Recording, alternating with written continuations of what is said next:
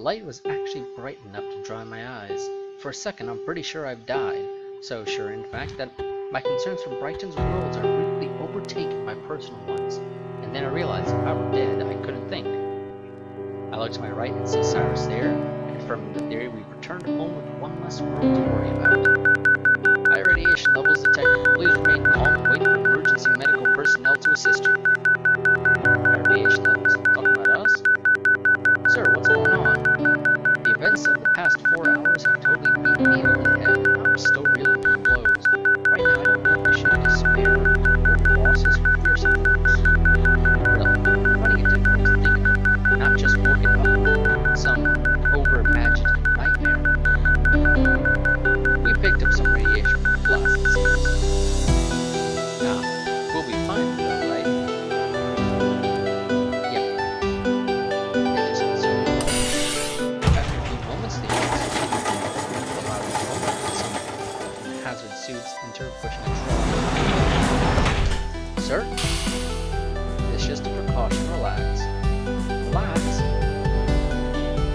I need you both to lie on your backs across the room. Cyrus calmly does so, but I do not. Fail. I'm gonna be okay, right? You will be. Lie on your back. And if I don't, I feel fine. Well, you should. It takes a while for the symptoms of radiation sickness to set in. Mercy, I'm nervous. Everything was confusing before, but I can easily process the threat to my own life. How long? Well, it depends. The longer, better. Now, could you please... And what happens if they come on fast? Should I be worried? Hey, if you just... Oh crap, I'm freaking out. During said freak out, I noticed that she is motioning for another person in a suit to come over. We're gonna give you something to calm you down. Hold it, I don't want to be calm. This is the perfect opportunity, or this is the perfectly appropriate way to react. If you don't let us work on you, you won't have any reason. Or if you let us work on you, you won't have any reason to freak out. We'll make sure you get over this. Now lie down so we can. I do so with still absolutely worried about everything. The paramedic leans over me and from what I can tell, appears to insert an IV and enters with pain on you. But it's enough to make my eyes water. After they start, they don't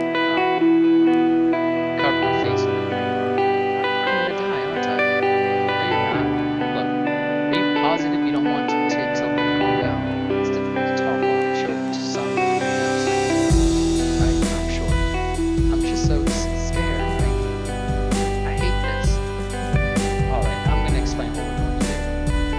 We're giving you a drug that will quickly clear off the radiation in your body and prevent the delayed effects of poisoning. I should say, even though it does that, you're still going to feel the early symptoms of radiation sickness. That's it. It'll only be sickness and you won't die from it. You're just going to feel really, really gross. We can put you to sleep until the symptoms pass if you like. No.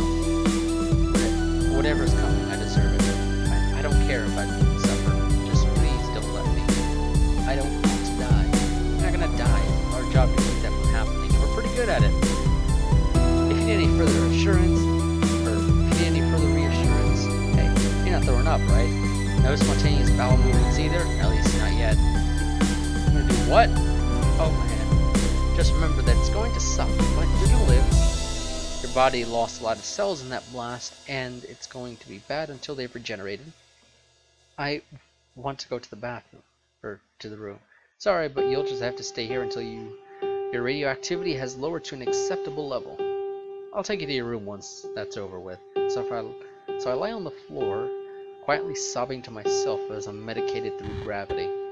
I'm terrified, and I feel terrible. And I only feel more terrible that I'm not feeling quite terrible enough. I'm the worst. I mean, what are these tears even for? I'm not gonna die. Someone already died. A whole planet or something. Don't they deserve my tears? I guess now that I'm home, it's just so easy to distance myself from it. Almost like it never happened at all. I know that's not true, but, well, it's all Cyrus's fault anyway. Even if I fought him tooth and nail, he's my superior. And doing that would be... I don't even want to imagine his face. I make a sincere effort not to look in his direction, even with him lying right beside me. I gaze into the black sea, trying to trying my best to feel less energy and burn this.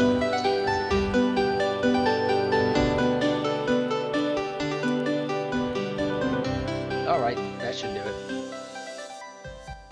The words break me with a self-induced trance. The person in the hazmat suit has since removed it, and when I turn, I am glad to find a bare hand and smiling face offered to me.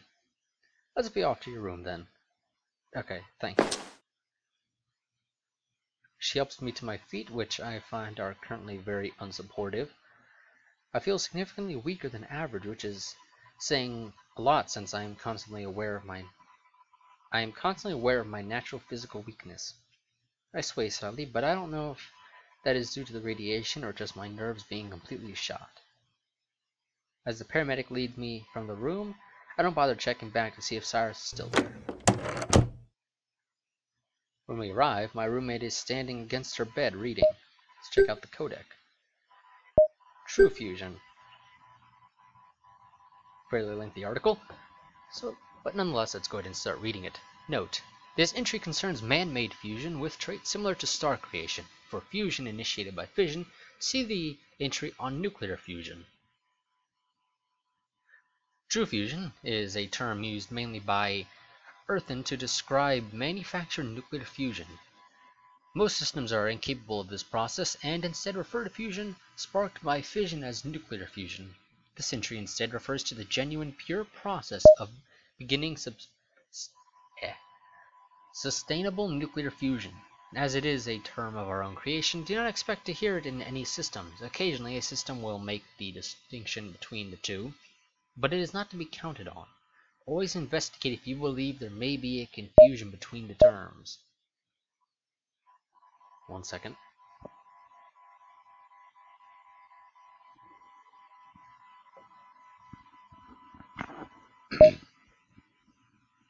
True fusion can be used to create stars, and is therefore incredibly dangerous and significantly more likely to appear in a scientifically advanced society.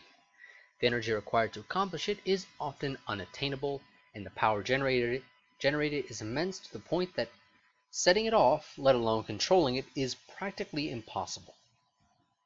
True fusion involves the fusing of light elements together to create heavier elements. The process of forcing this reaction varies, but most often it mimics starbirth, with the nuclei being massively compressed and heated until a self-sustained fusion begins. Usually this is accomplished via an artificial gravity well that is exceptionally dangerous and even capable of nullifying an entire system. In fact, true fusion bombs have been developed by spacefaring societies as a means of quickly killing planets' population. These are rare occurrences, however, as many spacefaring societies tend to be peaceful, at least to their own kind. On the other hand, in desperate and highly advanced societies, it is often proposed as a means to replace primary stars, the star at the center of their solar system, like our Sun, before they begin dying out. This incredibly complicated process involves having a method to transport new fuel to the system, obliterating the old star, removing the heavier elements from the old star's remains, combining the new and old left over from the star's death, fuel, starting fusion, and accelerating star birth and aging to create a new star as quickly as possible. The number of ways this process could go awry is staggering. In such an event, it would be preferable to simply move the system's population into another solar system and/or area. Considering the chaotic and destructive nature of true fusion, extreme caution must be used in any situation where its usage is suggested. Okay. She casually looks in our direction, but withdraws at the sight of me. Winter? Holy what happened? Not right now. How are you, do you need any help? Ma'am, is she alright? She'll be alright. Fail, tripped over my own words. She'll be alright, but I think about now she needs to puke. Ugh. Letty is right. A long way over to here, I started feeling right nauseous. I start leaning forward to indicate that I want to go to the bathroom. The medic notices, lets me go. I stumble forward and take off in a sprint to the toilet. When I reach there, I immediately toss up the seat and start vomiting into the thing. It's awful. From outside the bathroom, I can hear the paramedic's voice. Do you want me to stay with you? I open my mouth to answer, but quickly close it as it is not words that are about to come out. Sweet saliva washes over my tongue and I grimace, spitting it out in a hurry. That feeling of rolling a hurl continues, and I keep trying to expel the nauseating water. On a fourth or fifth, or whatever, I'm not counting, attempt that comes out more like sticking drool, a wave of vomit arises. It passes through me violently, and tears form at my eyelashes. Breathing into the puke-filled toilet, I somehow manage to answer her rather than blowing chunks again. I'll be fine. My stomach is gurgling. Panting over the rim, I listen to the other room. You're her roommate? Yeah. Do you have anywhere to go right now, or in the next few hours for that matter? No? Great, stay with her, please. She'll probably be in there for a while, but just make sure to call if it seems any worse than it should be. Like how? How much worse could it get? Well, actually, it shouldn't get any worse than it is. I just want you to phone us with your hall's emergency line if she's suffering too much and needs a sedative. Alright. What is it, anyway? Is it just a stomach virus, or is this about her assignment today? The latter. She got radiation poisoning from an out-of-control fusion reaction. We've lost the system. The air was completely burned away. Waverly doesn't respond to this, and the silence is long. As if to fill it, I throw up again. Don't worry, it's only sickness. She's not radioactive anymore. Now, I need you to listen. This is important. Make sure she doesn't eat anything tonight, okay? She should fast a bit for now. Tomorrow morning, though, get her to eat and to drink lots of liquids. As awful as she feels, I need you to make sure she does. Can you do that for me? Yeah, I can. Excellent. Hey, are you sure you don't need anything? Hearing this, I don't even consider it. Though I'm practically in pain with all this gastrointestinal warfare, right now I think I seriously deserve to suffer. I need some kind of punishment. I don't want to feel okay after what happened. No, I don't want anything. My stomach is gurgling again. I close my eyes. I think I'm going to need to start sitting on this soon. Alright.